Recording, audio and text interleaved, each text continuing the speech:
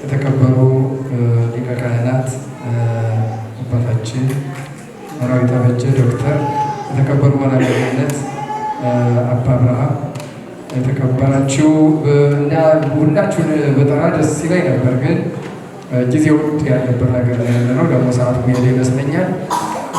የአብያተ ክርስቲያናቱ አስተዳዳሪዎች፣ መምህራን፣ ዲያቆናት፣ የቤተክርስቲያን ከዋክብት ምዕመናን፣ የነገዋ ቤተክርስቲያን ተረካቢዎች፣ ወጣቶች፣ ሕፃናትም ጭምር በአምላካችን በእግዚአብሔር ፍጹም ሰላም እንደምን አደራችሁ።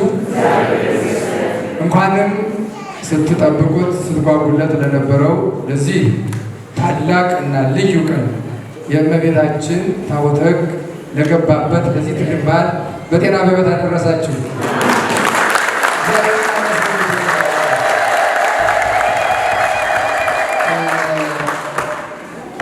ቅድም ተነግሯል። እመቤታችን እንደ አዲስ ገባች ማለት አይቻልም። እውነት ለመናገር አንጋፋዋ ቤተክርስቲያን ነች። ለብዙ ዓመት ከሁሉም ቤተክርስቲያን በዚህ አካባቢ ያሉት ሳይቋቋሙ የነበረች ቤተክርስቲያን ነች።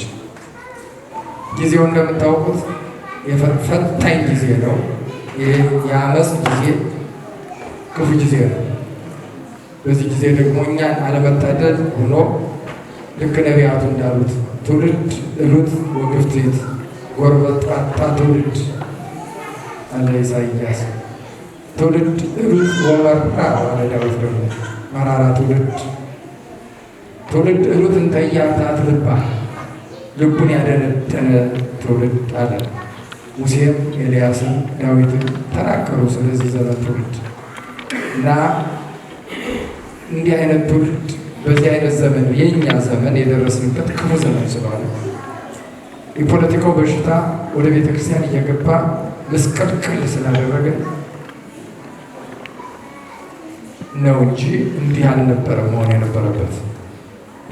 ቢሆንም ደግሞ እግዚአብሔር ይህን የትርምስ ዘመን አሳልፎ ሁሉም ወደ ሕሊና ወደ ልቦናው ሲመለስ ራሱን ሲያይ ይህን ስጋዊ ሩጫ ሲጨርስ ማርያም ቤተ ክርስቲያን አንድ ሆና እንደ ቀድሞ ይመለሳል የሚል ተስፋ አለን።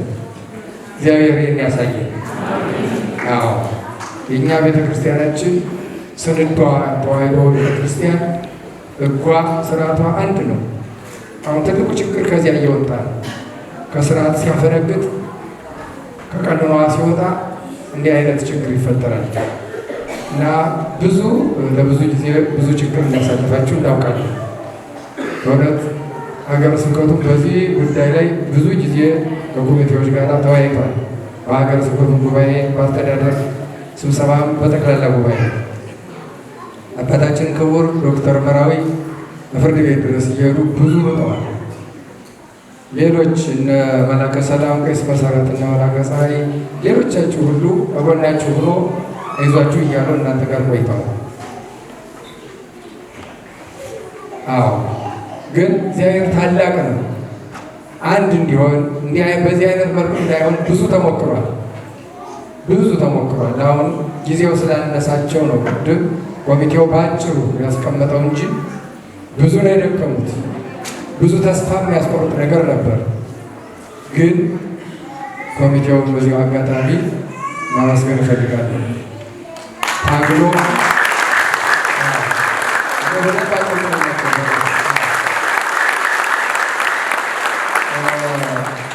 ቅዱስ ጳውሎስ ለደቀ መዝሙሩ ለጢሞቴዎስ በሁለተኛ ጢሞቴዎስ 4:9 ላይ እንዲህ የሚል ቃል አስተላልፎ ነበር።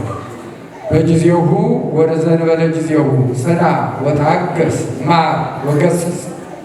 በጊዜውም አለ ጊዜው አስተምር፣ ገስጽ፣ ጽና፣ ታገስ ብሎ ለጢሞቴዎስ መክሮት ነበር። ይህ እዚህ ያደረሳችሁ ኮሚቴ ጽናት ባይኖረው ትዕግስት ባይኖረው እዚህ ቀን ላንደርስ በዚህ መልኩ እንደዚህ ላይሆን ይችል ነበር። በጊዜው ወዘንበለ ጊዜው ማለት በጊዜውም አለ ጊዜው ማለት በደስታ በፍስሐ በሰላም ጊዜም በመከራ በችግር በትርምስ ጊዜ ማለት ነው። በደስታ በፍስሐ ዘመን ጊዜ ሁሉ ደግ ነው፣ ሁሉም ጎበዝ ነው፣ ሁሉም ጀግና ነው።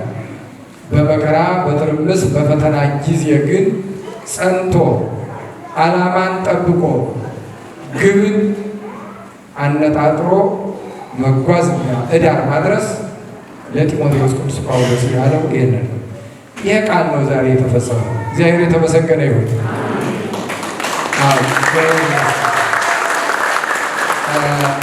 ስለዚህ በእውነት እኛ በዚህ በፍራንክፈርት አካባቢ የምንኖር ሕዝበ ክርስቲያን ካህናት መስቀልን በተለይም ጥምቀትን እነኚህን በዓላቶች አብረን በህብረት ስናከብር ቆይተን ነበር። ጥሩ የአንድነት ጅምር ነበረን። ፖለቲካ ያመጣብን ጣጣ እንዲህ አይነቱ ልዩነት በጣም እየዘቀጥን እየወረድን እያነስን በሄድን ቁጥር ግን እመቤታችን ከልጇ ከመድኃኔዓለም በግራና ቀኝ ሆነው ከሚያገለግሏት ከሚላላኳት ከመላእክቱ ተለይታ መስቀልን ጥምቀትን ብቻችን ስናከብር በእውነት ቅር ሲለን ነው ይኖራል። አዎ እግዚአብሔር ይመስገን። አሁን ግን ተሟልቷል። መስቀልን ጥምቀትን አብረን ሁላችንም እመቤታችን ወደ ቀድሞ ክብሯ ተመልሳ አብረን እናከብራለን ማለት ነው። ይህን ስላያችሁ ደስ ይበላችሁ።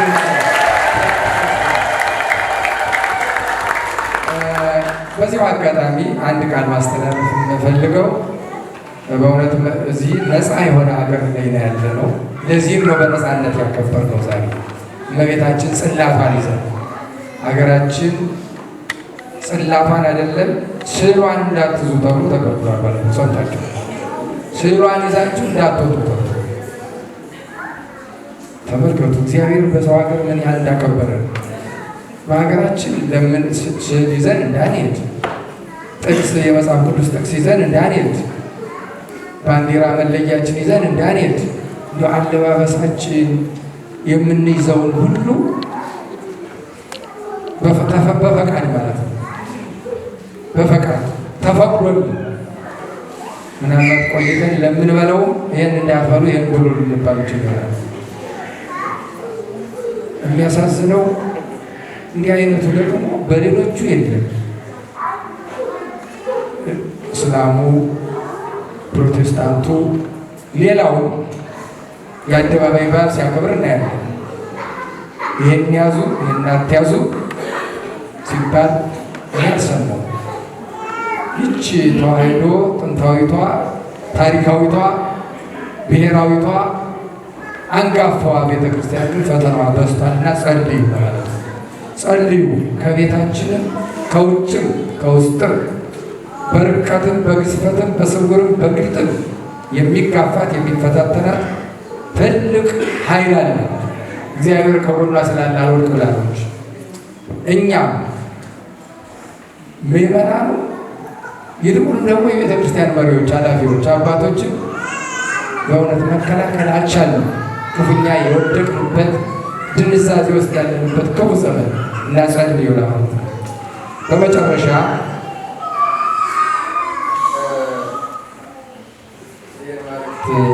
አንብቤ ጨርሳለሁ። እንግዲህ ጽላት ሲመጣ የሚረከብ ካህን ያስፈልጋል። እንደገና ደግሞ ያን ደግሞ ኃላፊነቱን ወስዶ የሚያገለግል ያስፈልጋል እና ከሀገረ ስብከቱ ሊቀ ጳጳስ ከብፁዕ አቡነ ዲዮናስዮስ የተጻፈች ደብዳቤ እሷን አንብቤ ለሚመለከተው አስረክባለሁ። ለቀሲስ ፍስሐ አክሊሉ ጉዳዩ ጊዜያዊ አስተዳዳሪ እንዲሆኑ የተፈቀደ መሆኑን ስለማሳወቅ ከመስከረም 26 ቀን 2018 ዓ.ም ጀምሮ የፍራንክፈርት ቅድስት ማርያም ቤተክርስቲያን ጊዜያዊ አስተዳዳሪ ሆነው በጊዜያዊነት እንዲያስተዳድሩ ተፈቅዷል። በመሆኑም ቤተክርስቲያን የጣለችብዎን ይህን ታላቅ ኃላፊነት በትጋትና በታማኝነት እግዚአብሔርን አጋዥ በማድረግ እንዲወጡ አሳስባለሁ። አባ ዲዮናስዮስ የጀርመንና አካባቢው ሀገረ ስብከት ሊቀ ጳጳስ ግልባጭ ለፍራንክፈርት።